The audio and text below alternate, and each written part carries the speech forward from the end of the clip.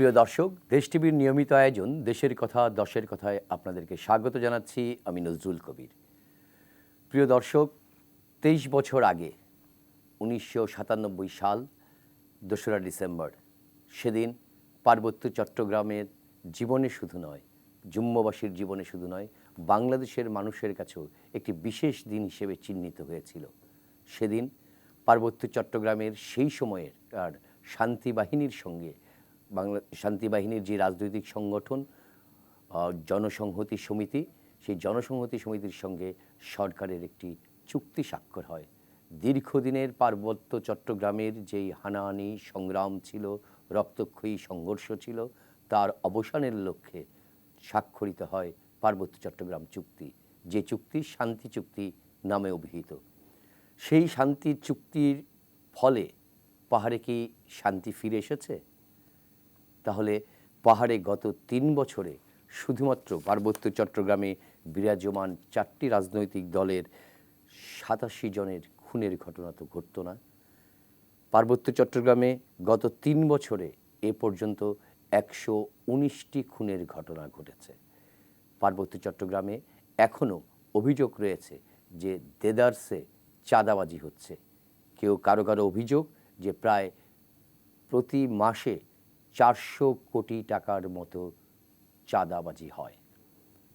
পাহাড়ে যেই চুক্তি বাস্তবায়নের যে সমস্ত শর্ত ছিল, সেই শর্তগুলো পূরণ হয়নি বলে জনসংহতি সমিতির প্রধান জ্যোতিরিন্দ্র দেবীয় লার্মা, যিনি সন্তুলা নামে পরিচিত, তিনি বলেছেন, দাবি করেছেন পার্বত্য চট্টগ্রামের অধিকাংশ চুক্তি বাস্তবায়িত হয়নি। অন্যদিকে সরকার বলছে চুক্তির অধিকাংশ ধারাই বাস্তবায়িত হচ্ছে, অনেকগুলো প্রক্রিয়াধীন রয়েছে। এমনিতর বিষয় নিয়ে সমালোচনা, পাল্টা সমালোচনা, যুক্তি তর্ক নানা কিছু রয়েছে। ফলে আমরা আজকে সেসব প্রশ্নের উত্তর খোঁজার জন্য আলোচনার শিরোনাম ঠিক করেছি পাহাড়ে শান্তি অশান্তি। এই আলোচনা অনুষ্ঠানে আজকে আমাদেরকে তাদের মতামত তুলে ধরার জন্য অতিথি হিসেবে উপস্থিত রয়েছেন। আমাদের সঙ্গে স্টুডিওতে রয়েছেন ইলিরা দেওয়ান, সাবেক সাধারণ সম্পাদক হিল উইমেন ফেডারেশন এবং লেখক। আমাদের সঙ্গে রয়েছেন KS মং মারমা, সদস্য পার্বত্য চট্টগ্রাম আঞ্চলিক পরিষদ জনসংহতি সমিতির নেতা। রয়েছেন অধ্যাপক মেজবা কামাল, সাবেক সাধারণ সম্পাদক আদিবাসী ফোরাম। এর সঙ্গে রয়েছেন অসীম কুমার উকিল MP, সাংস্কৃতিক সম্পাদক আওয়ামী লীগ। প্রিয় দর্শক, আলোচনার শুরুতেই যেতে চাই জনসংহতি সমিতির নেতা এবং পার্বত্য চট্টগ্রাম আঞ্চলিক পরিষদ KS মং মারমার কাছে। তবে তার আগে আজকে এই পার্বত্য চট্টগ্রামের এই চুক্তি, যেটা শান্তি চুক্তি হিসেবে অভিহিত, সেই শান্তি চুক্তির দিবস পালন করার ক্ষেত্রে বিভিন্ন শ্রেণী পেশার মানুষ নানা রকম কথা বলেছেন। সেগুলো একটু শুনতে চাই পার্বত্য চট্টগ্রাম বিষয়ক মন্ত্রীর ভাষ্য, সরকারের পক্ষ থেকে তিনি কি বলেছেন। আগে সেই ভাষ্যগুলো শুনে নিয়ে তারপর ফিরছি আলোচনায়। আমাদের যে পর্যটন হবে সেটা কিভাবে হবে, সেটা মূলত ইকো ট্যুরিজম, অর্থাৎ প্রকৃতিকে রেখে ইকো ট্যুরিজমের ব্যাপারটা সেখানে করা হয়েছে। দেশের মধ্যেও আমরা গ্রামের মানুষের নিজের বাড়ির মধ্যে গিয়ে, গ্রামের মানুষের জনসংখ্যার সাথে মিলে গিয়ে সেখানে থাকার ব্যবস্থা বিদেশিদের সে ব্যবস্থা করছি। সেখানে 5 স্টার হোটেলের ধারণা কোত্থেকে আসে আমার এটা মাথার মধ্যে আসে না।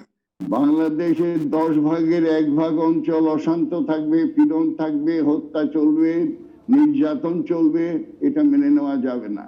এই ক্ষেত্রে পার্বত্য চট্টগ্রামের চুক্তি বাস্তবায়ন বিষয়টা অন্যতম প্রধান দাবি হিসাবে গ্রহণ করা উচিত বলে আমি বিবেকের কাছে থেকে সাড়া পাচ্ছি। 2016 সালের সংশোধিত আকারে আমরা সংসদে মাননীয় প্রধানমন্ত্রীর নির্দেশে আমরা ভূমি কমিশনার আইন আমরা পাস করেছি, যার কারণে সেই ভূমি কমিশনার আইন পাস করার পর ভূমি সংক্রান্ত বিরোধ নিষ্পত্তির জন্য আমরা প্রায় 4-5 বার আমাদেরকে অনেক সময় চেয়ারম্যান পরিবর্তন করতে হয়েছে। আমাদের ভূমি কাজ শুরু করেছি। এতে ভূমি বিরোধ নিষ্পত্তির জন্য কিছু বিধান বা কিছু আইন কানুন বিষয় আছে, যেটি আমরা ভূমি মন্ত্রণালয়ের সাথে আমরা গঠন করেছি সেই বৈঠকে পার্বত্য চট্টগ্রাম মন্ত্রণালয় সহ আঞ্চলিক পরিষদের প্রতিনিধিরা ছিলেন। আমরা মোটামুটি শেষ পর্যায়ে আমরা এটা আছি। নতুন করে যেখানে গ্যাপ আছে, যেখানে যেখানে আস্থাহীনতা আছে, যেখানে মতবিরোধ আছে, উচ্চ পর্যায়ের সংলাপের মধ্য দিয়ে, আলাপ আলোচনার মধ্য দিয়ে আমরা একটি নবযাত্রা শুরু করতে পারি।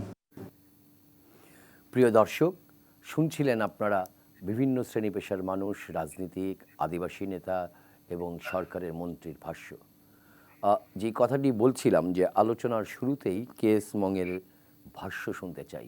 কেএস মং, পার্বত্য চট্টগ্রাম চুক্তির মধ্যে অন্যতম বিষয় ছিল ভূমি বিরোধ নিষ্পত্তির ব্যাপারটি, এবং আমরা তো জানি দীর্ঘদিন যাবৎ ভূমি কমিশন আইন হওয়া সত্ত্বেও সেটি কার্যকর হচ্ছিল না, সেখানে বিধি হচ্ছিল না। সেই সমস্ত বিধির ব্যাপারে দফায় দফায় জনসংহতি সমিতি এবং আঞ্চলিক পরিষদের নেতৃবৃন্দের সঙ্গে সরকারের আলোচনা হয়েছে। আলোচনার পর মন্ত্রী আজকে বললেন যে সেটি ভূমি মন্ত্রণালয়ের কাছে এখনও রয়ে গেছে। আসলে এই ভূমি বিরোধ নিষ্পত্তি 23 বছরে চুক্তি স্বাক্ষর হওয়ার পরও হয়নি। ভূমিকে নিয়েই তো সমস্ত দ্বন্দ্ব সংঘাত।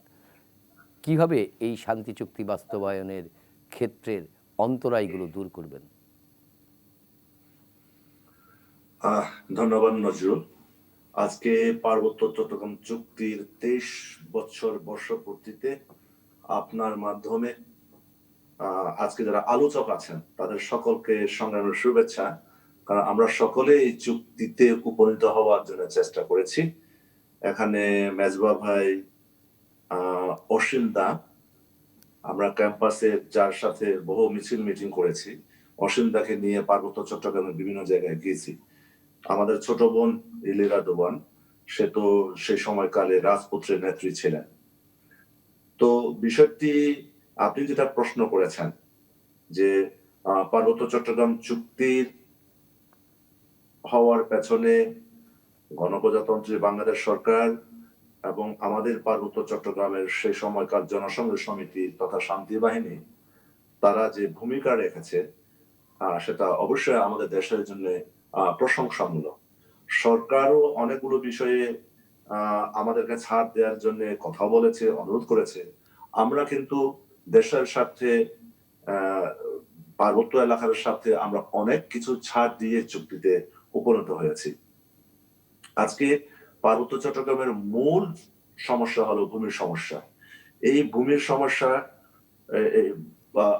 এই সংকটটা নিরসনের জন্য বহু আলাপ আলোচনা চড়াই উত্তরায় পেরিয়ে একটি ভূমি কমিশন গঠন করা হয়েছে। আমি শুরুতেই বলি, এই ভূমি কমিশন আইনটি আঞ্চলিক পরিষদের সাথে আলাপ আলোচনার মধ্য দিয়ে যেতে ত্রুটি ছিল সে ত্রুটিগুলো দূর করে একটি আইন করার পেছনে, সংশোধন করার পেছনে এটি মাননীয় প্রধানমন্ত্রীর একটা উদ্যোগ আছে। এবং একটু আগে যিনি মাননীয় পার্বত্য চট্টগ্রাম বিষয়ক মন্ত্রণালয়ের তৎকালীন ছিলেন প্রতিমন্ত্রী বীর বাহাদুর মহোদয়, ওনারও আন্তরিকতা ছিল। আমরা দ্বিপাক্ষিক এমন অনেকটা বলা যাবে এভাবে যে ভূমি কমিশনের পার্লামেন্টারি আইন পাশ করার জন্য বিভিন্ন আলোচনার বিষয়গুলো আমরা অনেকটা গোপনে রেখে কাজ করতাম। এই খবরগুলো না একবার যদি লিক হয়ে যায় তাহলে পার্বত্য চট্টগ্রামের বিশেষ মহল যারা পার্বত্য চট্টগ্রাম চুক্তি বাস্তবায়ন যায় না, এটা দাঙ্গা লাগাই দেয়।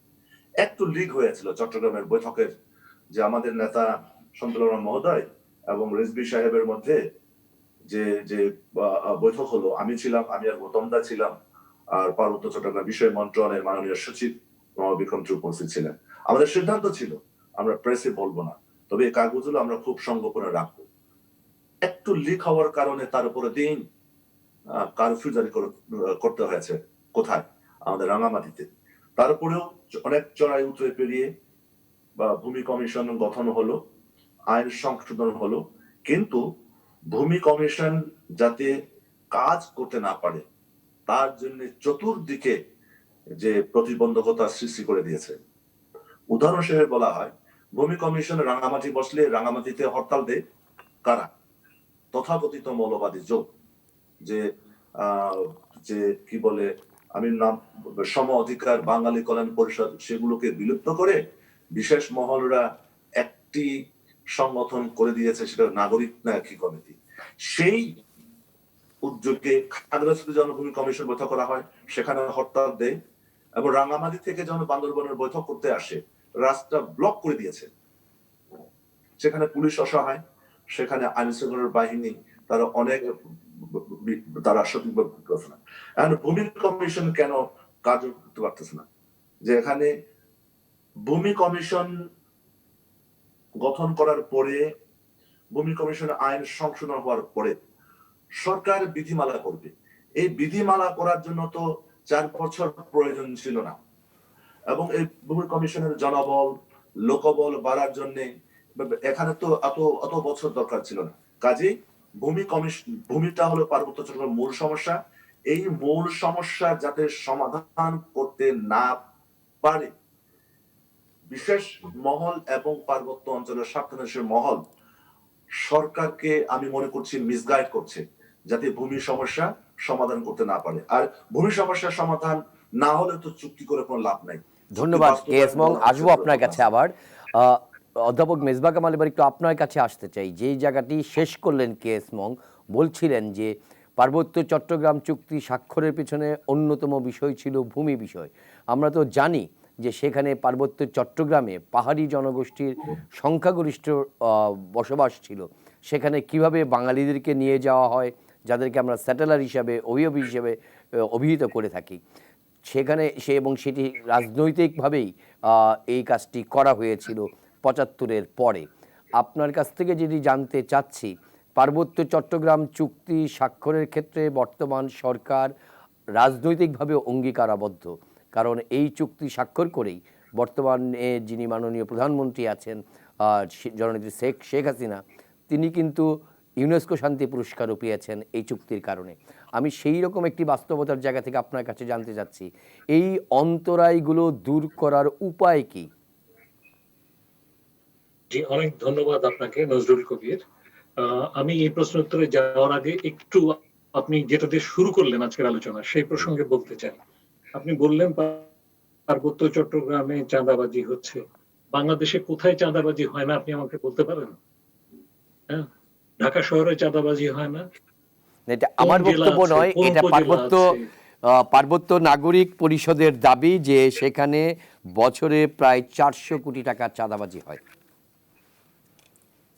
আপনার ঢাকা শহরের একটা যে আপনার ধরুন কি বলবো, একটা মহল্লায় যেখানে ব্যবসা বাণিজ্য আছে সেখানে কত কোটি টাকার চাঁদাবাজি হয়। নিউ মার্কেট এসে ঢাকা বিশ্ববিদ্যালয়ের আশেপাশের এলাকা, এলিফ্যান্ট রোড নিউ মার্কেটে কত কোটি টাকা, কত শো কোটি টাকার চাঁদাবাজি হয়। চাঁদাবাজি কোনো ইস্যু না। শান্তি চুক্তি বাস্তবায়নের জন্য চাঁদাবাজি আমি সমর্থন করছি না, কিন্তু চাঁদাবাজির সাথে পার্বত্য চট্টগ্রাম চুক্তি বাস্তবায়নের কোনো সম্পর্ক নাই। সেখানে খুন হয়েছে, খুন কখনোই কাঙ্ক্ষিত নয়, কিন্তু বাংলাদেশের কোন জায়গায় খুন হয় না? আপনার আওয়ামী লীগের মধ্যে সংঘাত হয়, আওয়ামী লীগ বিএনপিতে হয়, মৌলবাদীদের সাথে সংঘাত হয়, নানান রকম সংঘাত মিলিয়ে, ব্যক্তিগত সংঘাত ইত্যাদি মিলিয়ে খুন হচ্ছে প্রতিদিন।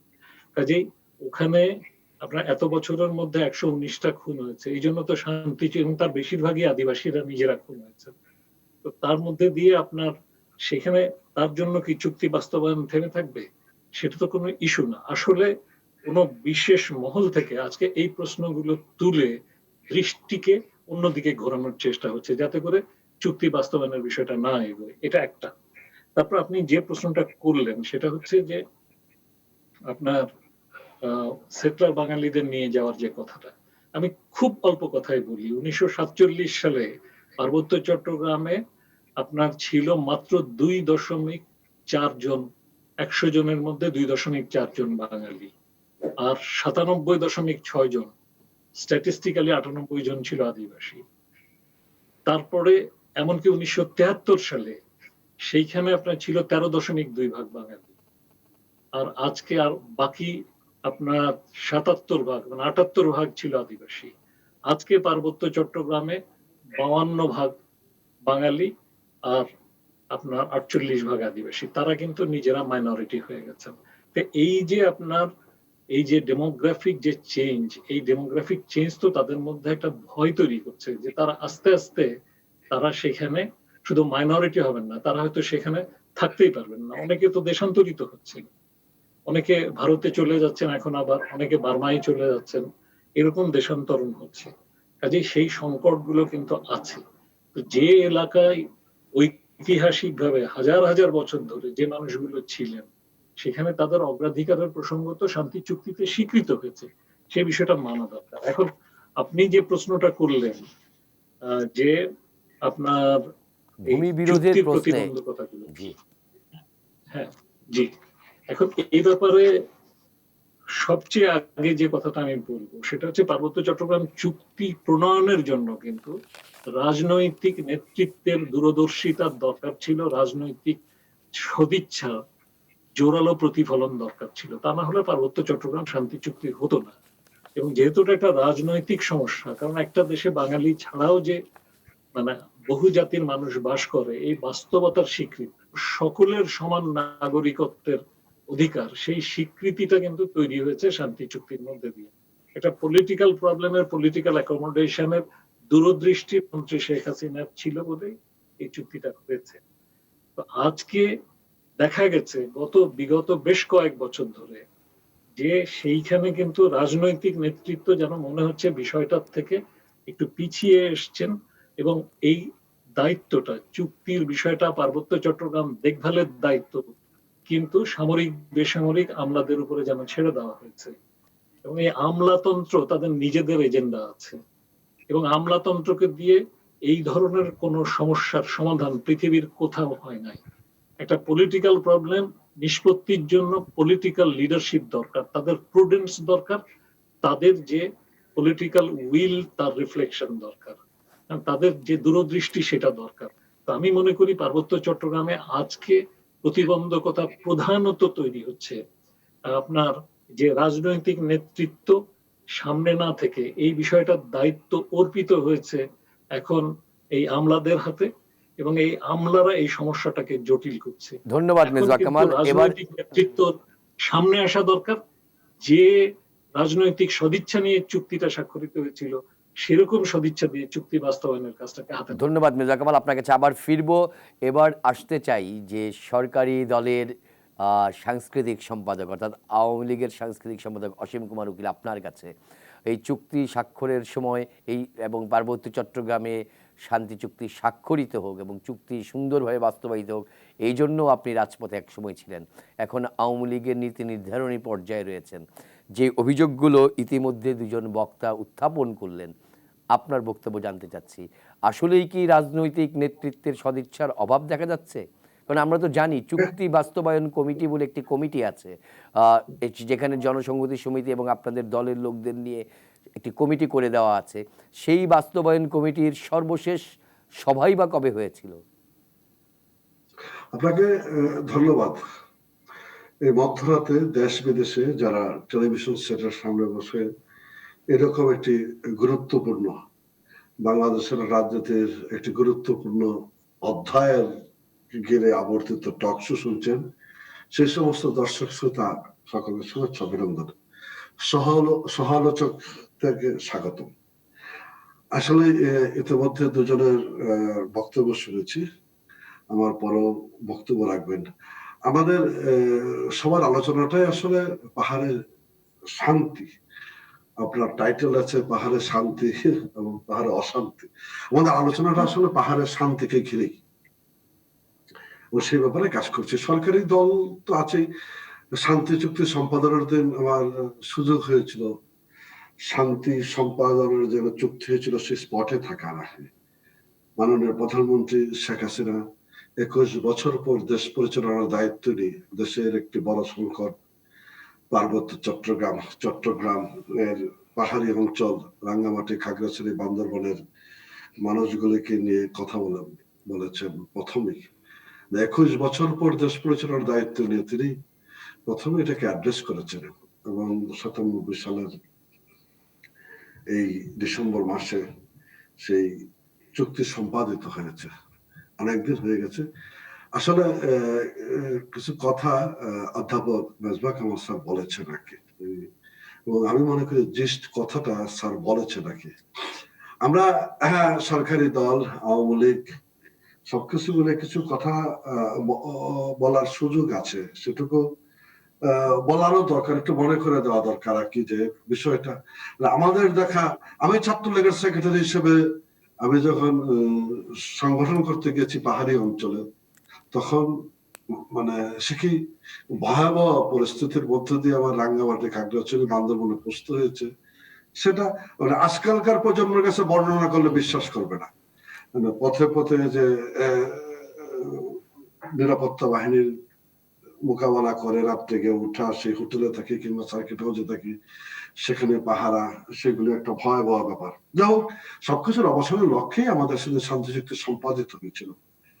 শান্তি চুক্তির 72টি ধারা ছিল, 72টি ধারার 48টি বাস্তবায়িত হয়েছে, 15টি আংশিক বাস্তবায়িত হয়েছে, 9টি প্রক্রিয়াধীন। এই কথাটাকে বলে আমি কোনো সন্তুষ্টি নিতে চাচ্ছি না, বলছি যে প্রক্রিয়াটা আছে আর কি। কেন পারিনি এত সময় কেন লাগছে, এটা আসলে মানে স্যার গবেষক হিসাবে, মন্দা রাজনীতিবিদ হিসাবে আমাদের এই বাস্তব অবস্থাটা তো অস্বীকার করার কোনো উপায় নেই। 1965-র পাক ভারত যুদ্ধ না, সেখান থেকে শত্রু সম্পত্তি, স্বাধীনতার পর শত্রু সম্পত্তি, তারপর অর্পিত সম্পৃক্ত, আজও কি আমরা সেটার বৃত্ত ভেঙে বেরিয়ে আসতে পেরেছি? না। মাননীয় প্রধানমন্ত্রী শেখ হাসিনা যখনই দেশ পরিচালনার দায়িত্ব দিয়েছেন, তখনই এদেশের সনাতনী ধর্মাবলম্বীদের বিস্ফোরা হিসাবে খ্যাত সেই শত্রু সম্পত্তি, অর্পিত সম্পত্তির কাছে হাত দিয়েছেন। কিন্তু আমরা যতদূর অগ্রসর হয়েছে, তারপরেও ডিসি অফিসে আসছে, থমকেতে পড়ছে। মানে এই যে ধরেন 75 থেকে 96, 21টি বছর সামরিক শাসন, স্বৈর শাসক, এদের হাত ধরে জঙ্গি শাসক, মৌলবাদ, এদের হাত ধরে মৌলবাদের অর্থনীতি বাংলাদেশের যে জায়গাগুলিতে শিকড় করে বসেছিল, সেই শিকড় আমরা সমল উৎপাটিত করতে পারিনি। আর পারিনি বলেই মানে শান্তি চুক্তির সমস্ত বিষয়গুলি বাস্তবায়ন হয় না। আমি একটি বিষয় বলবো, যেমন আমি ভূমির কথাটা বললাম, আমাদের সনাতন ধর্মাবলম্বীদের যে ভূমির বিষয়গুলি আছে, সে আলোকে আসলে ভূমি আইনটুকু বাস্তবায়িত করতে পারলে অনেক সমস্যার সমাধান হয়ে যেত বলে মনে করি। তবে আমি বিশ্বাস করি পাহাড়ে শান্তি আছে, শান্তি আসবে। যখন পানিশমেন্ট পোস্টিং ছিল খাগড়াছড়ি, বান্দরবন, রাঙ্গামাটি, এটা এখন আর হয় না। পাহাড়ে সামরিক শাসন ছিল, সেনা শাসন ছিল, কারফিউ শাসন ছিল, জনগণের শাসন ছিল না। এখন জনগণের শাসন প্রতিষ্ঠিত হয়েছে। হয়তো মানে যে বিষয়গুলি, আঞ্চলিক পার্বত্য পরিষদের নির্বাচনটা নিয়মিত হতে পারলে ভালো হতো, ভোটার তালিকাটা তৈরি করে উপস্থিত করতে পারলে ভালো হতো, পাহাড়িদের বিবাদটা কমিয়ে আনতে পারলে ভালো হতো। কিন্তু বাংলাদেশের অবৈধ অস্ত্রের যে সমারোহ ছিল সামরিক জান্তাদের হাত ঘিরে, যার অভয়ারণ্য ছিল পার্বত্য চট্টগ্রাম, আজকে সম্পূর্ণ অবৈধ অস্ত্রমুক্ত আমরা করতে পেরেছি। তারা কিন্তু নিয়ন্ত্রিত তো হয়েছে। আমরা ঢাকা বিশ্ববিদ্যালয়ে অস্ত্র এসেছে সেই পাহাড়ের পথ ধরে আর কি। এটা আমরা ছাত্র রাজনীতিতে দেখেছি। এটা একটা অভয়ারণ্য ছিল। জাতীয় আন্তর্জাতিক পরিমণ্ডলে অবৈধ অস্ত্র কারবারিদের একটা নিরাপদ আশ্রয়স্থল ছিল। আমরা সেই জায়গাগুলি থেকে অনেক বের হয়ে এসেছি। সমস্যা আছে ক্ষমতা, সম্পদ এগুলোর বিতরণের, তবু আমার সরকার আন্তরিক। মাঝে মাঝেই ধরেন মানে অগ্নি সন্ত্রাসকে ঘিরে আমাদের যেভাবে সময় দিতে হয়েছে আমলাতন্ত্র এবং রাজনৈতিক তন্ত্রকে, আমরা সবকিছু সেভাবে সময় দিতে পারিনি। আপনার ধরেন কক্সবাজারের একটি ঘটনা, পুলিশ ইন্সপেক্টর মেজর সিনহাকে মৃত্যুর ঘটনায় আমাদের মানে সবকিছু রেখে 3টা মাস আমাদের সেখানে কাজ করতে হয়েছে। এরকম আমার 71-এর ঘাতক দালালদের বিচার করতে গিয়ে যে পরিস্থিতির মোকাবেলা আমাদেরকে করতে হয়েছে বাংলাদেশে দাঁড়িয়ে। আমি কথাগুলি বলছি নিজের দায়িত্ব এড়ানোর জন্য না। আমরা খুব স্মুথলি যদি এই 71-এর ঘাতক দালালের বিচারের পথ বিঘ্নিত না করতো, জ্বালাওপোড়াও না করতো, মানে 10ম জাতীয় সংসদ নির্বাচন বিএনপি অংশগ্রহণ না করে সারা বাংলাদেশের জ্বালাওপোড়ে যে তাণ্ডব করেছিল, এরকম এক একটি ঘটনা আমাদের গণতান্ত্রিক কাঠামোকে শক্তিশালী করার ক্ষেত্রে, এগিয়ে যাওয়ার ক্ষেত্রে অন্তরায় হয়ে দাঁড়ায়। জনাব অসীম কুমার উকিল, প্রতিপক্ষ তো প্রতিবন্ধকতা তৈরি করবেই, কারণ আমরা তো জানি এই চুক্তি স্বাক্ষরের দিন সেদিন কালো পতাকা উত্তোলন করা হয়েছিল, তৎকালীন 4 দলীয় জোট অবরোধ ডেকেছিল, সেই সব ইতিহাস পাহাড়ের জনগণ আমার আপনার চেয়ে আরো বেশি ভালো জানে। আমি যে জায়গাটি আপনাকে সরাসরি প্রশ্নটি করতে চাই যে সেটি হচ্ছে, যেই অভিযোগগুলো উঠেছে যে আমলাতন্ত্রের উপরে নির্ভরশীল হয়ে পড়েছে সরকার পার্বত্য চট্টগ্রাম চুক্তি স্বাক্ষরের ব্যাপারে, সেখানে রাজনৈতিক নেতৃত্ব কি ব্যর্থ হচ্ছে কিনা? না, ব্যর্থতার বিষয় না। আমি বলেছি একই যে, আমি কিন্তু শুরুতেই কথাটা বলেছি, অধ্যাপক মেজবাহ কামাল স্যার যে জিনিসটাকে তুলে এনেছেন সেটা একটা যথার্থ চিত্র তুলে ধরেছেন। এটাকে দ্বিমত করার কোনো অবকাশ আছে বলে আমি মনে করি না। আমি এই কথাটা কিন্তু আমি শুরুতে আপনাকে উত্তর দিয়েছি। আমি অবশ্যই বলছি কিছু বিষয় আছে, এই যে বললাম না, আমাদের অর্পিত সম্পত্তি আইন ডিসি অফিসে এসে থেকে যাচ্ছে, ডিসি রেভিনিউ ওটাকে আপ টু ডেট করে পাঠানোর কথা, সেখানে তার নানা সংকট আছে, বেস্টেড ইন্টারেস্টেড গ্রুপ আছে। আমরা যে জায়গাটা পড়েছি, এখন ধরেন বাংলাদেশের সবকিছু 5 বছর পিছিয়ে গেছে, 8 মাসের করোনা আক্রান্ত বাংলাদেশে দাঁড়িয়ে, এটা থেকে অস্বীকার করে আমাদের পক্ষে আগানো খুব অসম্ভব।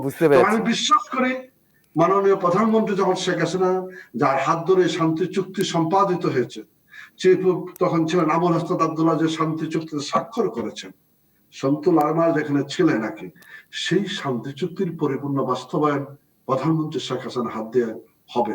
ধন্যবাদ অসীম দা, ধন্যবাদ। আবার ফিরবো আপনার কাছে। ইলিরা দেওয়ান, আপনার কাছে আসতে চাই। যে কথাটি সরকারের কাছ থেকে আমরা প্রায়ই শুনি যে 72টি চুক্তির মধ্যে ধারার মধ্যে 48টি বাস্তবায়ন হয়েছে, 9টি প্রক্রিয়াধীন আছে। আসলে এই যে 9টি প্রক্রিয়াধীন আছে, এগুলি কোন ধারাগুলো প্রক্রিয়াধীন আছে আসলে একটু যদি আপনার কাছ থেকে শুনতে চাচ্ছিলাম। ধন্যবাদ নজরুল দা, যে কথাটা দিয়ে শুরু করলেন আপনি। আমি বলতে চাই হচ্ছে, এখানে আমরা মাত্র শুনলাম সরকারি ক্ষমতাসীন দলের একজনের কাছ থেকে যে চুক্তি কোন পর্যায়ে আছে। আর আপনি যে প্রশ্নটি করলেন, হ্যাঁ, আমরা আজকে 2 ডিসেম্বর, যেহেতু আজকে আমরা বিভিন্ন টিভিতে দেখলাম, পত্রিকায় পড়লাম, সেটা হচ্ছে আমাদের 72টি ধারার মধ্যে হচ্ছে 48টি হচ্ছে ইতিমধ্যে বাস্তবায়িত হয়েছে, আর 15টি হচ্ছে প্রক্রিয়াধীন, আর 9টি হচ্ছে আংশিক, আর হচ্ছে 9টি হচ্ছে প্রক্রিয়াধীন। কিন্তু কেউ বলেনি হচ্ছে যে 9টি যে প্রক্রিয়াধীন, কোন 9টি প্রক্রিয়াধীন। আমাদের প্রশ্ন হচ্ছে ওখানে যে 9টি প্রক্রিয়াধীন আছে, এগুলো এতদিন ধরে কেন বাস্তবায়িত হচ্ছে না? কারণ আমরা যেটা মনে করি সেটা হচ্ছে, যেই 9টা এখনো প্রক্রিয়াধীন আছে, আজকে 23 বছর ধরে প্রক্রিয়ার মধ্যে আছে, ওই 9টার মধ্যে হচ্ছে পার্বত্য চট্টগ্রামের শান্তির মূল ভিত্তিটা ওখানেই পুঁতে আছে। তো আপনি যদি মূল ভিত্তিটাকে যদি ওই জায়গায় বাদ রেখে যদি বাকিগুলো আপনি যদি বাস্তবায়নও করে থাকেন, সেটা তো আমরা দেখতেই পাচ্ছি আজকে 23 বছর যাবত হচ্ছে, এখনো পর্যন্ত কেন পাহাড়ের শান্তি আসেনি। তো এখন আমি আজকে একজন সরকারি দলের, যেহেতু উনি আছেন, হ্যাঁ, আমি তার মাধ্যমে হচ্ছে বর্তমান সরকারের কাছে আমার প্রশ্ন মানে সেটা হচ্ছে যে 9টা যে ধারা এখনো পর্যন্ত প্রক্রিয়াধীন রয়েছে, আজকে আমরা 23 বছর ধরে, আমরা 23 বছর বাদই দিলাম, আমরা 2 দশক ধরে অপেক্ষায় আছি, অধীর মানে আগ্রহে অপেক্ষায় আছি, এগুলো বাস্তবায়িত হবে, হ্যাঁ, হচ্ছে না কেন? এবং এটা স্পষ্ট করা হোক যে কোন কোন ধারাগুলো হচ্ছে না। আমরা যেটা জানি সেটা হচ্ছে পার্বত্য চট্টগ্রামকে একটা বিশেষ অঞ্চল হিসেবে অধ্যুষিত অঞ্চল বলার একটা ছিল, ধারা ছিল, সেটা করা হয়নি।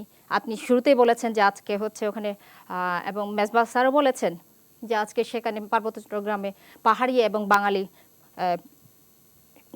সেটা কি বলে, জনসংখ্যা হ্যাঁ কমে এসছে, মানে কি সমান সমান হয়েছে। এবং আগামী কয়েক বছরের মধ্যে আপনি দেখবেন হচ্ছে পাহাড়িরা হচ্ছে সেখানে হচ্ছে সংখ্যা লঘু হবে। কারণ আপনি দেখেন পার্বত্য চট্টগ্রামে 3 জেলায় যে পৌরসভাগুলো রয়েছে, কোনো পৌর চেয়ারম্যান কিন্তু আর পাহাড়ি নেই, সবাই কিন্তু বাঙালি, হ্যাঁ। তো এভাবে যখন হচ্ছে আপনার যে জনসংখ্যাগত যে পরিবর্তনটা আসছে, হ্যাঁ, সেটা একটা। আর হচ্ছে আপনার যে ভূমি, শুরুতেই আপনি ভূমি বলেন এবং সব আলোচকই মানে বললেন হচ্ছে ভূমি যে সমস্যা, এই ভূমির কারণে এই দীর্ঘ 2 যুগ ছিল অশান্ত, আবার চুক্তির পর আবার 2 যুগ হচ্ছে আবার অশান্ত। তাইলে আমরা পুরা হচ্ছে আপনার কয় যুগ, আমরা 4 যুগ ধরে হচ্ছে শুধু ভূমি নিয়েই হচ্ছে আমরা এখন এর মধ্যে মানে একটা গোলক ধাঁধার মধ্যে পড়ে গেছি। তো এই যে এই বিষয়গুলোকে হচ্ছে ভূমি সমস্যা, ওই ভূমি সমস্যাটাই যদি এখন যদি আমাদের সমাধানে আগে যদি আমরা যদি অগ্রাধিকার না দিই, তাহলে সেক্ষেত্রে হচ্ছে চুক্তি বাস্তবায়ন বাকি অংশ 48টা করে তো কোনো কাজ হবে না। এখন ভূমিকে বাদ দেন যদি আপনি, তাহলে হচ্ছে বাকি 71টা যদি ধারা আপনি বাস্তবায়ন করেন, তাহলে হচ্ছে 72 নম্বর ধারা যদি বাদই রাখেন, তাহলে তো আর কোনো সমস্যা আসবে না, আমি সেটাই মনে করি আর কি। ধন্যবাদ ইলিরা দেওয়ান। প্রিয় দর্শক, পার্বত্য চট্টগ্রাম শান্তি চুক্তি বাস্তবায়ন এমন একটি ইস্যু, এই বিষয়ে আলোচনা করলে ঘন্টার পর ঘন্টা পার হয়ে যাবে। আপনার কাছে আসতে চাই এইভাবে যে আমরা তো এতক্ষণ যাবৎ কারণগুলো শুনলাম, সমাধানের আসলেই উপায় কি? খুব সংক্ষেপে, সময় ফুরিয়ে এসছে, সেই কারণে সংক্ষেপে যদি বলেন যে আশু করণীয় কি আমাদের সমাধানের লক্ষ্যে এই চুক্তি বাস্তবায়নের জন্য? আচ্ছা, আপনি সংক্ষেপে বলতে বললেন, তাই আমি সংক্ষেপেই বলি। সেটা হচ্ছে এখন হচ্ছে জাতির জনক বঙ্গবন্ধু শেখ মুজিবুর রহমানের জন্ম ১৭বার্ষিকী চলছে, এবং এই যে মুজিব বর্ষ উপলক্ষে হচ্ছে কিন্তু সারা দেশে একটা উন্নয়নের একটা জোয়ার এসছে। সেটা হচ্ছে আমরা মানি আর নাই মানি, উন্নয়নের জোয়ার এসছে। তো আমি যে জিনিসটা হচ্ছে মনে করি, এই উন্নয়নের জোয়ারের মধ্যে আপনি একটা অংশে, বাংলাদেশের ভূখণ্ডের একটা অংশে ক্ষত রেখে এই উন্নয়ন কখনো টেকসই হবে না। কারণ আপনি দেখেন, যখন একটা জায়গায় হচ্ছে ক্ষতকে আপনি জিয়ে রাখবেন, সেই ক্ষত ঘা থেকে কিন্তু একদিন ক্যান্সারের রূপ নেই। তো সুতরাং আমি মনে করি হচ্ছে আমাদেরই প্রত্যাশা, আমাদেরও হচ্ছে একটা আশা ছিল, এই যে মুজিব বর্ষে অন্তত হয়তো বা এই বছর সব পার্বত্য চুক্তির যে ধারাগুলো এখনো বাস্তবায়িত হয়নি, সেগুলো বাস্তবায়ন হবে। তো আমি আশা করব, যেহেতু আমাদের সময় কম বললেন, আমি আশা করব এই মুজিব বর্ষে হচ্ছে সরকার একটা রোডম্যাপ করে চুক্তির পূর্ণ বাস্তবায়নের একটা রোডম্যাপ করে চুক্তিপূর্ণ বাস্তবায়ন করবে। একই সাথে ভূমি কমিশনকে কার্যকর করে যে ভূমি নিয়ে যে সমস্যা, এই দীর্ঘ যুগ যুগ ধরে যে ভূমি সমস্যা, সেই ভূমি সমস্যাটাকে সমাধানের একটা মাত্রায় নিয়ে আসবেন, এবং হচ্ছে শান্তি পার্বত্য চট্টগ্রামে যেই লক্ষ্যে আমরা যেই আশা নিয়ে, যেই স্বপ্ন নিয়ে হচ্ছে শান্তি চুক্তি করেছিলাম, ওই শান্তি চুক্তি যেন শান্তির প্রকৃত রূপ নেই, আমি সেটাই প্রত্যাশা করি আজকের এই অনুষ্ঠান থেকে। ধন্যবাদ ইলিরা, খুব সংক্ষেপে কিন্তু খুব প্রয়োজনীয় কথাগুলি বললেন। কেএস মং, আপনার কাছে ফিরতে চাই। জনসংহতি সমিতি আজকের দিনে বেশ কিছু দাবিও উত্থাপন করেছে। প্রতি বছরই আমরা দেখি এই দিনটিতে তারা দাবির খুব একটা হেরফের ঘটে না, যেহেতু বাস্তবতার হেরফের ঘটে না।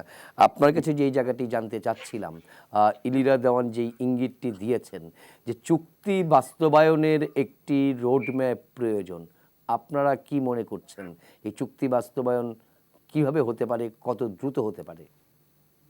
আমি এর আগে বলিনি, 2013 সালের প্রধানমন্ত্রীর কার্যালয়ে আমরা বৈঠক করছিলাম। বৈঠকের পরে মুখ্য সচিব এবং আঞ্চলিক পরিষদের প্রতিনিধি আমি সহ বৈঠকের মধ্য দিয়ে মাননীয় প্রধানমন্ত্রীকে একটা সামারি দেওয়ার চেষ্টা করছিলাম। তখন প্রধানমন্ত্রীর কার্যালয় থেকে কোন কোন বিষয়গুলো বা চুক্তি বাস্তবায়ন হয়েছে, কোন বিষয়গুলো হয়নি, বাকিগুলো কিভাবে আছে, সেটা জানতে চাইলে পার্বত্য চট্টগ্রাম বিষয়ে মন্ত্রণালয়ের মাননীয় সচিব তৎকালীন নবাব বিক্রম ত্রিপুরা, তিনি একদিনের মধ্যে তাড়াহুড়া করে এই যে আজকে যে অসুবিধা যেটা বললেন সেটা তৈরি করেছে, যেখানে আমরা পার্বত্য চট্টগ্রাম বিষয় মন্ত্রণালয়ের বৈঠকে সেটা আপত্তি করেছি, এবং মাননীয় মন্ত্রী এবং সচিব বলেছে আমরা তাড়াহুড়ার মধ্য দিয়ে এটা করেছি। আসলে তো এটা ধারার বিষয় না, বিষয়টা হলো এখানে যে চুক্তির 4টা খণ্ড, এই খণ্ড প্রত্যেকটা ইম্পর্টেন্ট। আজকে যদি বলা হয় যে এই অমুক ধারা বাস্তবায়ন হয়েছে, কি ধারা? পার্বত্য জেলা পরিষদ আইন একটা ধারা, আঞ্চলিক পরিষদ আইন একটা ধারা, উন্নয়ন বোর্ড একটা ধারা, পার্বত্য চট্টগ্রাম বিষয়ক মন্ত্রণালয় একটা ধারা, জনসংগ্রাম সমিতির অস্ত্র জমা দিয়েছে একটা ধারা, সেনা ক্যাম্প প্রত্যাহার করে। এভাবে বললে তো তার চুক্তির এটা একটা শুভঙ্করের ফাঁকি। আমি অসীমদারের উপরে, আমি মনে হয় আপনি মনে হয় সরকারের কথা বলছেন, এটা কিন্তু আপনাদের আওয়ামী লীগের সিদ্ধান্ত, আমি জানি না। এই যে চুক্তি বাস্তবায়ন আছে না আছে, এটা নিয়ে কিন্তু আওয়ামী লীগের কেন্দ্র টেবিলে এটা নিয়ে আলোচনা করা হয় নাই, বা আমরা আঞ্চলিক পরিষদের সাথে বসে এটা ঠিক করা হয়নি। এটা হলো আমাদের সন্তুষ্টি, আমরা এটাই করেছি, জাস্ট প্রাইম মিনিস্টার কাছে পাঠিয়ে দেওয়া হয়েছে। 2 দিন পরে চুক্তি বর্ষপূর্তি আসলো আপনার 20 বা আপনার কি বলে 2013 সালে, জাস্ট করে আপনার এটা পাঠিয়ে দেওয়া হলো। মূল বিষয়টা হলো চুক্তির যে মূল যে ধারা বা মূল বিষয়গুলো এখনো বাস্তবায়ন হয়নি। যেমন আপনার ভূমি এবং ভূমি ব্যবস্থাপনা জেলা পরিষদের কাছে হস্তান্তর করা হয়নি, বন ও পরিবেশ হস্তান্তর করা হয়নি, স্থানীয় পুলিশ হস্তান্তর করা হয়নি, সাধারণ প্রশাসন আইন শৃঙ্খলা এটা জেলা পরিষদ এবং আঞ্চলিক পরিষদের কাছে হস্তান্তর করা হয়নি। এনজিও কার্যক্রম আঞ্চলিক পরিষদ তত্ত্বাবধান সমন্বয় করবে, এটা করা হয়নি।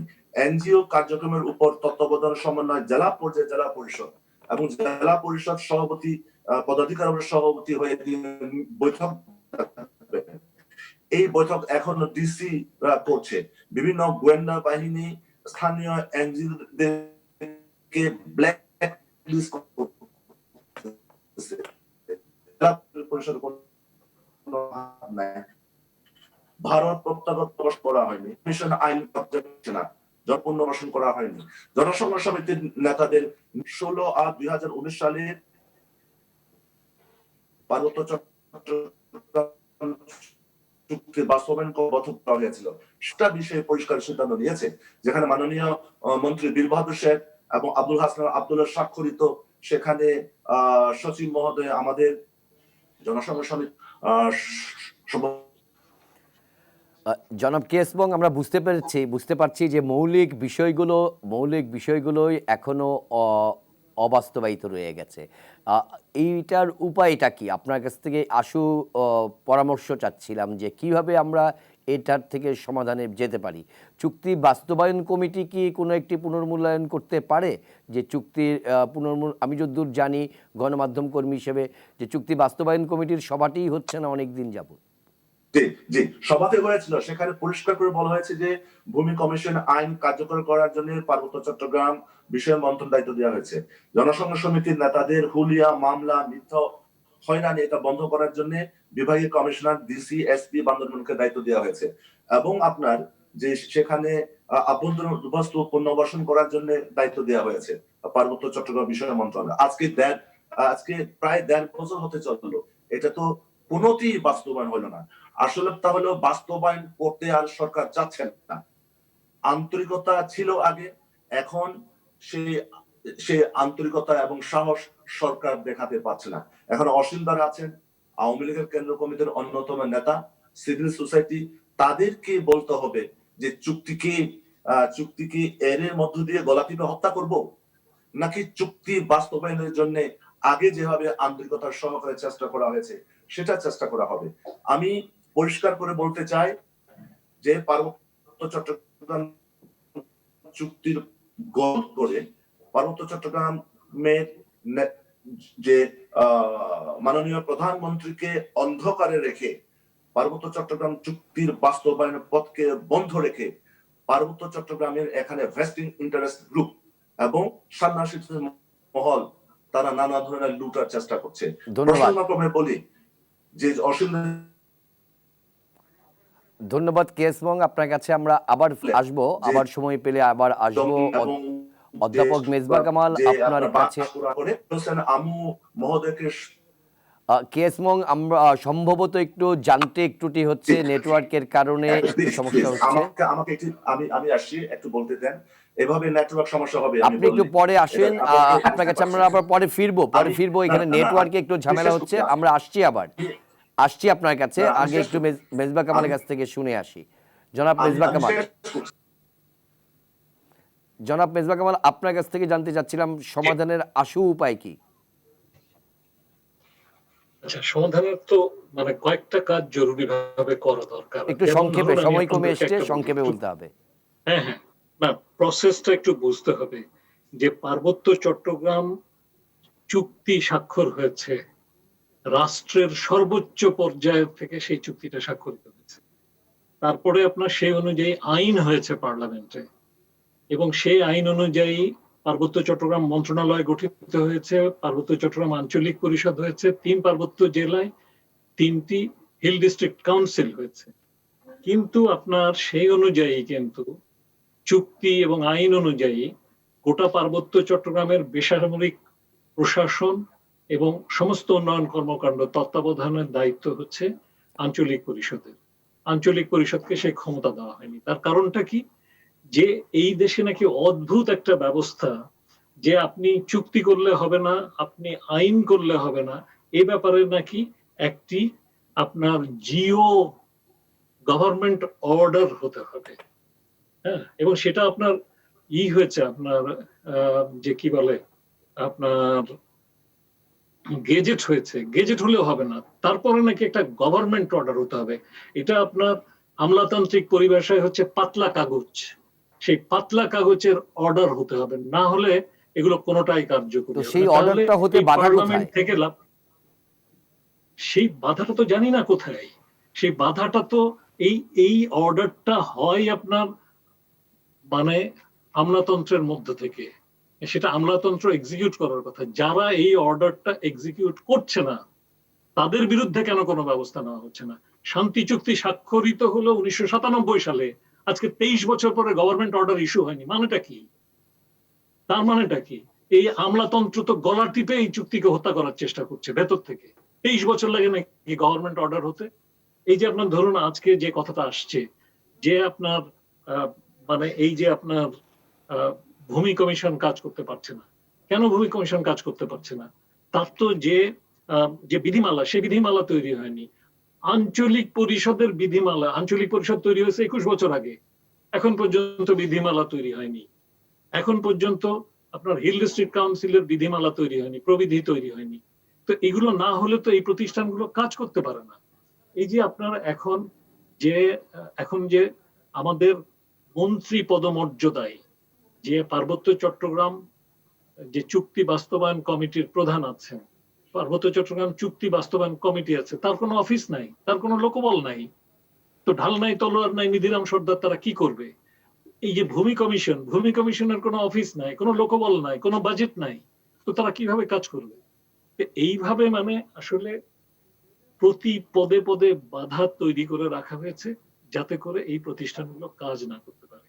তো পার্বত্য চট্টগ্রামে যে চুক্তি বাস্তবায়নের প্রক্রিয়া, সেই প্রক্রিয়াকে ফ্যাসিলিটেট করার জন্য যে যে জিনিসগুলো দরকার সেই জিনিসগুলোকে করতে হবে, এবং এই সমস্ত ইমিডিয়েটলি জিও হতে হবে, ইমিডিয়েটলি বিধি হতে হবে, ইমিডিয়েটলি প্রবিধি হতে হবে, এবং এই প্রতিষ্ঠানগুলোকে কার্যকর করতে হবে। ধন্যবাদ এবং জনাব মেজবা কামাল। চুক্তি অনুযায়ী, দেশের আইন অনুযায়ী আপনার যেন প্রতিষ্ঠানগুলো কাজ করতে পারে তার ব্যবস্থা করতে হবে।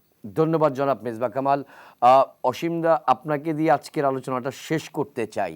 সেটি হচ্ছে আমরা কারণগুলো জানলাম, আর অন্তরায়গুলো জানলাম, সমাধানের উপায় কী কী সেটাও জানলাম সরকারি দলের সদস্য হিসেবে, এবং একই সঙ্গে আপনি বাংলাদেশের গণতান্ত্রিক আন্দোলনের একজন সারথি হিসাবে পাহাড়ে যারা এই গণতান্ত্রিক প্রক্রিয়ায় ফিরে এসেছিলেন তাদের সংগ্রামের সঙ্গে একজন সারথি হিসাবে আপনার বক্তব্যটি শুনতে চাই। না, অসীমদার আগে আমি একটু এক লাইন বলি নজরুল। জি প্লিজ দাদা একটু লাইন বলি।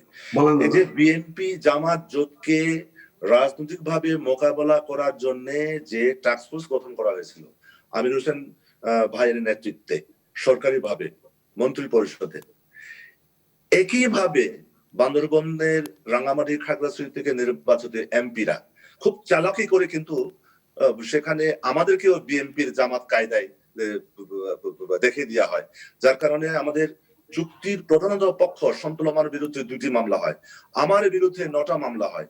অসীমদা, আপনি যাকে চিনেন, 90-এর আন্দোলনে আমরা যারা আপনার সারথি ছিলাম, আমরা কয়েকজন, 2-1 ছাড়া কেউ নাই, সবাই পালিয়ে বেড়াচ্ছে, কেউ নাই ভারতে বা অন্যান্য দেশে, তারা পালিয়ে বেড়াচ্ছে। এটা হলো বাস্তবতা।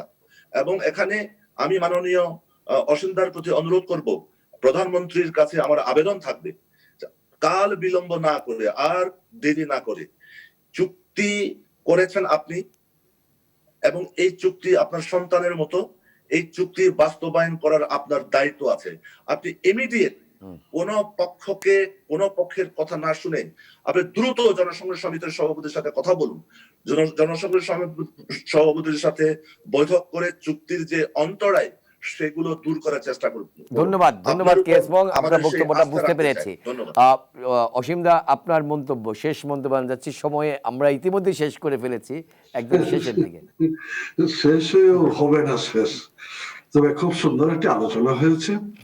আসলে বেশ কিছু কথা যেটা বলেছেন নাকি অধ্যাপক মেজবা কামাল স্যার, আর কি সেখান থেকে বলতে হবে যে এই বিষয়টা নিয়ে আজকের আলোচনা শেষ, প্রভাত হলে পরে আমরা অন্য আলোচনা চলে যাব।